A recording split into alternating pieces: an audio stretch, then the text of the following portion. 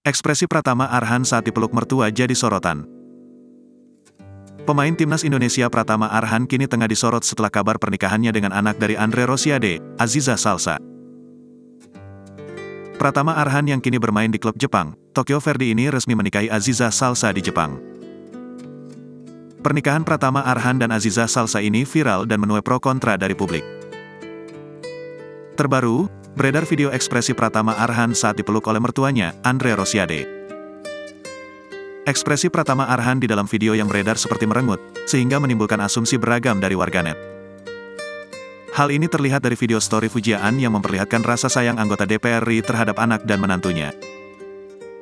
Andre Rosiade terlihat memeluk erat Aziza Salsa dan Pratama Arhan dari belakang. Namun, raut wajah Pratama Arhan tak terlihat bahagia saat dipeluk oleh mertuanya.